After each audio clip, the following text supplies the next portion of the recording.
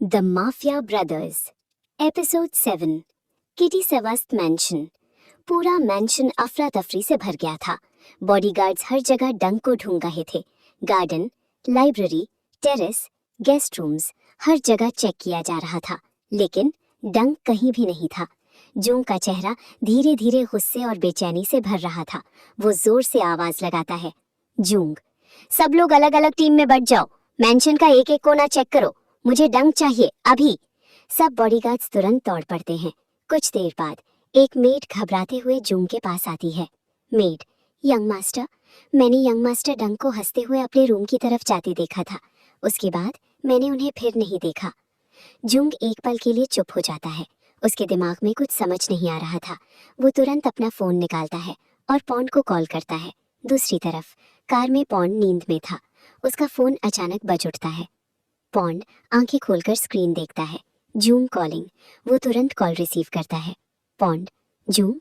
दूसरी तरफ से जूंग की घबराई हुई आवाज आती है। जूंग, ब्रदर, डंक मिसिंग है। ये सुनते ही पॉन्ड का चेहरा एकदम सख्त हो जाता है। उसकी नींद एक पल में गायब हो जाती है। पास बैठा फूवन हैरान होकर पूछता है, फूवन क्या हुआ? पॉन्ड फोन से नजर हटाए बिना कहता है, पॉन्ड, डंक मिसिंग है। फूवन भी एक पल के लिए शॉक हो जाता है। फूवन, तो फिर जल्दी मैंशन चलते हैं। पॉन्ड सर हिलाता है। गाड़ी तेज रफ्तार से किटी सवस्त मैंशन की तरफ दौड़ पड़ती है। Kitty सवस्त mention. कार रुकते ही पॉन्ड और फूवन जल्दी से अंदर दौड़ते हैं। हॉल में जूंग खड़ा था।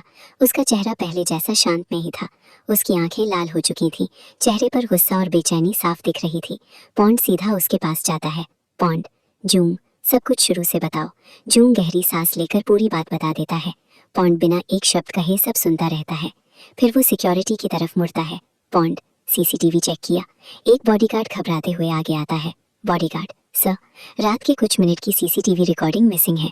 उस वक्त कैमरास बंद थे। ये सुनते ही पॉन्ड का चेहरा और सख्त हो जाता है। वो गुस्से में जोर से चिल्लाता है, पॉन्ड, इतने सारे बॉडीगार्ड्स होने के बाद भी डंक कैसे गायब हो गया? आखिर तुम लोग कर क्या रहे थे? पूरा हॉल एकदम खामोश हो जाता है। किसी के पास पॉन्ड के सवाल का जवाब नहीं था। सिक्योरिटी गार्ड्स हर कोने में डंक को ढूंढ रहे थे। पॉन्ड और जूंग सीसीटीवी और सिक्योरिटी रिपोर्ट्स चेक कर रहे थे। तभी फूविन के फोन पर एक एन्क्रिप्टेड मैसेज आता है। स्क्रीन पर सिर्फ इतना लिखा था, हेडक्वार्टर्स, कॉल मी, अर्जेंट। फूविन चुपचाप पॉन्ड और जूंग से थोड़ा दूर चला जाता है। वो कॉल रिसीव करता है। फूविन धीरे से, यस सर। दूसरी तरफ से ऑफिसर की आवाज आती है, ऑफिसर। फूविन, तुम अभी किटी सवास्त मैंशन में हो? फूविन, यस सर, मैं यही हूँ। डंक अचानक मिसिंग हो गया है। ऑफिसर कुछ पल चुप रहता है, फिर गंभीर आवाज में बोलता है, ऑफिसर, हमें भी इसकी इन्फॉर्मेशन मिल चुकी है। अब मेरी बात ध्यान से सुनो। सबसे पहले पता लगाओ डंक को किसने और किस वजह से उठाया।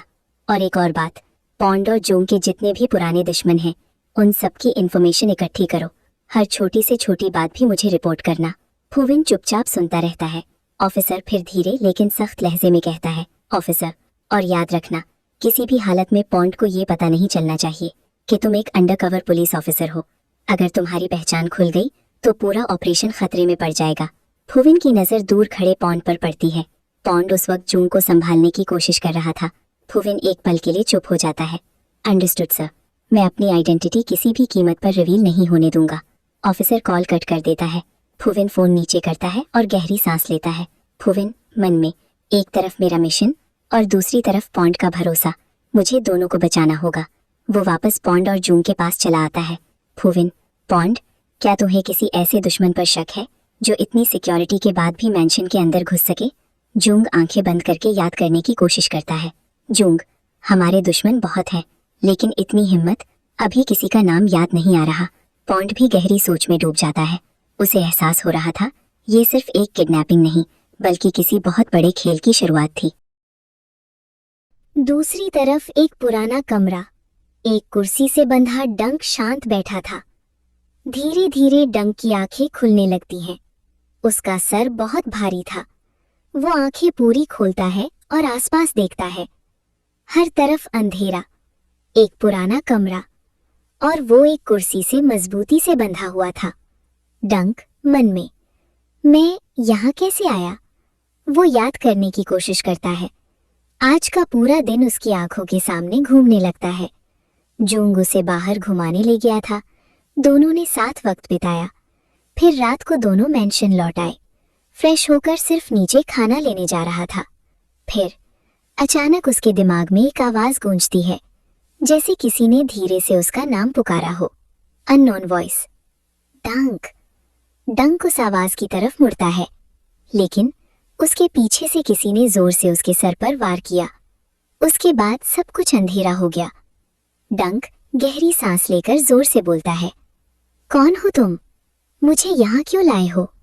उसकी आवाज पूरे कमरे में गूंजती है, लेकिन कोई जवाब नहीं आता। डंक की आवाज सुनते ही अंधेरे में किसी के कदमों की आहट गूंजती है। एक आदमी धीरे धीरे उसकी तरफ बढ़ता है। चेहरा अभी भी अंधेरे में छुपा हुआ था। वो डंक के सामने आकर रुक जाता है। कौन हो तुम? मुझे यहाँ क्यों लाए हो? आदमी कुछ पल तक चुप रहता है, फिर धीरे से हंसता है। मुझे पहचाना नहीं डंक? डंक ध्यान से उसकी तरफ देखता है। जैसे ही वो आदमी रोशनी में आता है, डंक की आंखें हैरानी से फैल जाती हैं। आप? आदमी की आंखों में गुस्सा साफ दिख रहा था। हाँ, मैं। जानते हो तुम यहाँ क्यों हो? क्यों? सिर्फ तुम्हारी वजह से मेरा बेटा मरा। उसकी मौत का जिम्मेदार जूंग किटेसावास्त है, और अब जूंग को उसकी सबसे बड़ी कमजोरी के जरिए दर्द मिलेगा। डंक बिना डरे उसकी आंखों में देखता है। आपका बेटा पागल था, उसे पहले से पता था। जो भी जूंग किटेसावास्त की चीज पर बुरी नजर उठाता है, उसका अंजाम कभी अच्छा नहीं होता। आपके बेटे को भी ये बात पता थी, लेकिन उसने फिर भी गलती की, और अब आपने भी वही गलती कर दी है। आदमी गुस्से में डंक का कॉलर पकड़ लेता है। चुप। आज नहीं तो बहुत जल्द तुम और जूंग दोनों एक साथ मरोगे। डंक उसकी आंखों में देखकर हल्की सी मुस्कान देता है। आप सपना देख रहे हैं। जूंग मुझे जरूर ढूंढ लेगा, और जिस दिन वो यहाँ पहुंच गया, उस दिन आपका बदला भी खत्म हो जाएगा। आदमी गुस्से से रूम से बाहर निकल जाता है। डंक अकेला रह जाता है, लेकिन उसके चेहरे पर डर नहीं, सिर्फ जूंग पर भरोसा था।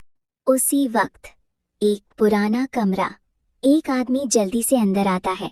उसके हाथ में फोन था। वो अननोन बॉस के सामने सिर झुकाता है। बॉस, हमारे आदमी का मैसेज आया है। अननोन बॉस उसकी तरफ देखता है। बोलो। हम डंक को किडनैप करने वाले थे, लेकिन हमारे पहुंचने से पहले ही कोई और उसे ले गया, और अब तक हमें नहीं पता वो लोग कौन थे। ये सुनते ही अननोन बॉस धीरे से अपनी कुर्सी से उठता है। उसकी आंखों में गुस्सा साफ दिख रहा था। वो जोर से टेबल पर मुक्का मारता है। बैंग। किसने? मेरी सारी प्लानिंग किसने खराब कर दी? इतने सालों से मुझे लगता था कि टिसावस्त फैमिली का सबसे बड़ा दुश्मन सिर्फ मैं हूँ, लेकिन अब कोई नया खिलाड़ी इस गेम में आ चुका है। वो कुछ देर तक सोचता रहता है, फिर धीरे से बोलता है, पता लगाओ वो कौन है जो कि टिसावस्त मैंशन से डंक को मेरी नजरों के सामने ले गया। और याद रखना, जो भी मेरी प्लानिंग के बीच आएगा, उसका अंजाम सिर्फ मौत होगा। कमरे में बैठे सब लोग एक साथ सिर झुका देते हैं। Yes boss. उसका चेहरा अब भी अंधेरे में छुपा हुआ था, लेकिन एक बात साफ थी, अब इस गेम में सिर्फ एक नहीं, 2 अनजाने दुश्मन मौजूद थे। हाय क्यूटीज, अगर मेरी स्टोरी अच्छी लगी हो तो प्लीज चैनल को सब्सक्राइब कर दो। वीडियो पसंद आए तो लाइक और कमेंट करके जरूर बताना।